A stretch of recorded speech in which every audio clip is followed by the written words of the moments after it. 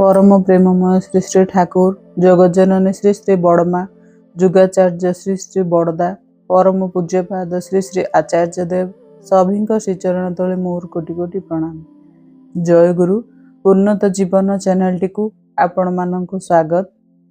आजिर विषयटी हेउछि श्री श्री ठाकुर पाखकु अनेक असत व्यक्ति आसीछन्ति। केते चोर ठक भंड केते मद्यप ठाकुर पाखकु आसीछन्ति।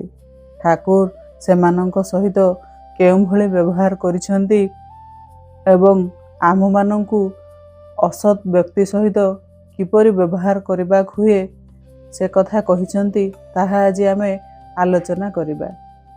थरे श्री श्री ठाकुर कहूथिले काहारी को परिमार्जित करबाकू हेले ताहार आम उपरे एहिपरि प्रीति रहिबा दरकार जेपरि से तार मनर कथा आमकू खुली कहि पारे। ठाकुर कहउचंती मोर जणे बंधु थिला से चोरी करे। थरे दले लोकंक मध्यरे से बसिथिला।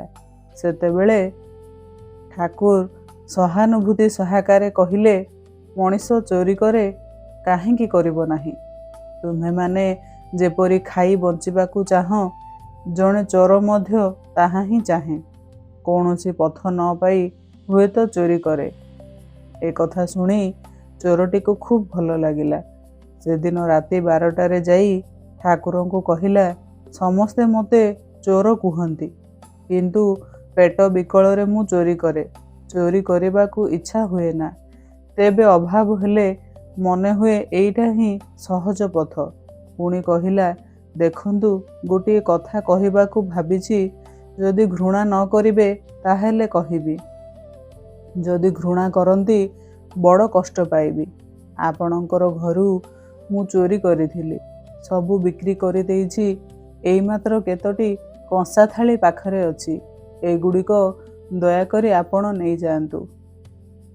श्री श्री ठाकुर अति आदर गेल्हारे कहिले एगुड़िक मु तते देली तू नहीं जा। दिने ता सांगरे श्री श्री ठाकुर दिने ता सांगरे चोरी करबाकू जीवाकू चाहिए। से राजी हैला नहीं। ताकू राजी कराई ता साथिरे गले। सतीश मजुमदार घरे 3000 टंका थिला। सेठाकू चोरी करबाकू ठाकुर एवं चोर मिसी 2 जण गले। रातिरे टुप टुप वर्षा हेउथाए। बाउंस बुदा पाखे अंधार होई रहिछि। सेठी ठाकुरंकू गोटाए कला पोशाक पिंधाई देला। घर पाखरे अपेक्षा करी रहिले। श्री श्री ठाकुर आस्ते करी चोर को कहिले तो घर दरजा देई आसीछु तो। से कहिला निज घर दरजा बंद करी चोरी करा जाए ना। बाहरे सिकुली देई आसीछि। केही मते गोड़ाइले दौड़ी जाई सिकुली खुली घरे पशिजिबी। श्री श्री ठाकुर कहिले तू तो परर सर्वनाश करबाकू आसीछु। ए समय जदि केउट टका तो घरे पशे। श्री श्री ठाकुर जानिथिले जे जणे केउट टका तार स्त्री उपरे नजर पकाइछि। से कहिला आज आउ चोरी करिबी नाही। श्री श्री ठाकुर नछड़ बंधा किंतु छाड़ू नाहंती। से कहूची ना आउ चोरी करिबी नाही। एहा परे चोरी करिबा छाड़ी देला। ठाकुरंकर पाखे पाखे ही रहिला। श्री श्री ठाकुर कहउचंती मु ताकू केबे चोरी करिबा छाड़िबाकू कहि नाही। हेम कवि को कौनसी दिन मद छाड़िबाकू कहि नाही। मद खुआउथिली से किंतु आउ खाइला नाही। ठाकुर कहउचंती मु कहे कौनसी चोर पाखरे कौनसी डकायत पाखरे पौड़ पानी कौन पिता हो जाए। भगवत जीवन संदीपना काहारी को वंचित करे। तुम पाखकू जदि सेमाने न आसंती तेबे सेमाने जिबे केउठाकू। आम्हे माने तांकर संशोधन पाई करिसंती बा कौन। आमे चेष्टा करिबा सेमानंक पाई जदि किछि करि परिबा। सेमानंकर कर्मफल ही सेमानंकु शिक्षा देबो। तेबे दरदी होई भल पाई एपरि भाबे चेष्टा करिबाकू हेबो जेपरि सेमाने आम पाखरे सबु कथा स्वीकार करी मुक्त हेबाकू चाहिबे। नहेले बुझिबाकू हेबो सेमानंक अंतरर दरजा आमे खोली पारिले नाही। रत्नाकर तो दिने ବାଲ୍ମୀକି ହୋଇଥିଲା। ତୁମ୍ଭମାନଙ୍କ ସଂସ୍ପର୍ଶରେ ଅନେକ ବାଲ୍ମୀକି ହୋଇଯାଇପାରନ୍ତି। ତୁମେ ଯଦି ସେମାନଙ୍କୁ ଘୃଣା କର, ଦରଦୀ ନ ହୁଅ, ସେ ସୁଯୋଗ ସେମାନେ ପାଇବେ ନାହିଁ। ଅବଶ୍ୟ ଅସତ୍ ନିରୋଧ କରିବାକୁ ହେବ, ଚାପ ଦେବାକୁ ଲାଗିବ, କିନ୍ତୁ ଏପରି ଭାବରେ ଚାପ ଦେବ ଯେ ତାହାକୁ ଯେପରି ମଧୁର ଲାଗିବ। ଶ୍ରୀ ଶ୍ରୀ ଠାକୁର କହୁଛନ୍ତି, ତୁମ୍ଭେମାନେ ମାର୍ଜିତ କରିବାକୁ ଯାଇ ଆଗରୁ ଉପଦେଶ ଦେଉଛ, ଏଇଟା ଭଲ କରୁନାହଁ। ଆଗେ ଉପଦେଶ ଦେଇ ସେମାନେ ଧରା ଦେବେ ନାହିଁ।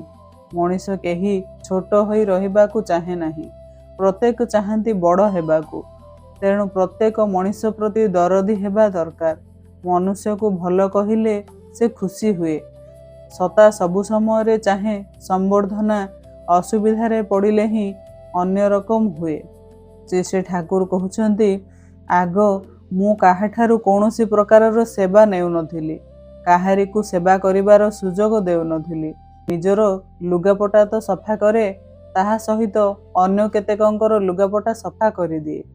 ଥରେ ଜଣେ ମୋ ଲୁଗା କାଚିବାକୁ କହିଲା, ଯେତେ ବୁଝାଇଲି କୌଣସି ପ୍ରକାରରେ ବୁଝିଲା ନାହିଁ। କାନ୍ଦିବାକୁ ଲାଗିଲା। ଏପରି ରଡ଼ି ଛାଡ଼ି କାନ୍ଦିଲା ଯେ ସେତେବେଳେ ମୁଁ ଆଉ କ'ଣ କରିବି। କହିଲି, କାଚ।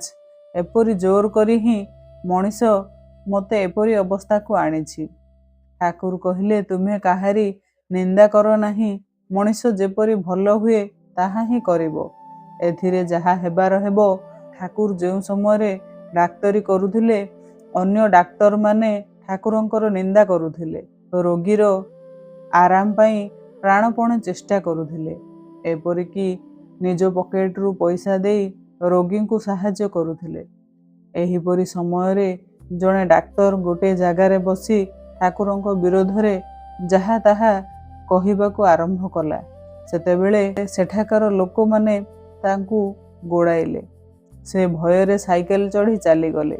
ଠାକୁର କହୁଛନ୍ତି, କେହି ଯଦି ରାଗରେ ତୁମକୁ ଗାଳି କରେ, ତୁମେ ନିଜର ଭାବି ତା ପାଖକୁ ଯାଇ ନ ପାର, ତାହେଲେ କ'ଣ ଆପଣା ଲୋକ ହିସାବରେ ଆପଣା ଲୋକ ଉପରେ ମଣିଷର ଗୋଟାଏ ଦାବୀ ନଥାଏ? ଅବଶ୍ୟ କାହାରିକୁ ଗାଳି ଦେଲେ ପ୍ରୀତିର ସହିତ ତାହାକୁ ବ୍ୟବହାର କରିବାକୁ ହୁଏ। ତୁମେ ଯେଉଁ ବ୍ୟବହାରର ପ୍ରତ୍ୟାଶା କର ନାହିଁ, ସେହିପରି ବ୍ୟବହାର କାହାରି ପ୍ରତି କରାଯାଏ ନାହିଁ। ନିଜର ପ୍ରତ୍ୟେକଟି ଅନ୍ୟାୟ ପାଇଁ ନିଜକୁ ଯଦି କଠୋର ଭାବରେ ଶାସନ ନ କର, ତେବେ ତୁମେ ତୀର୍ଥ ହୋଇ ଉଠିପାରିବ ନାହିଁ।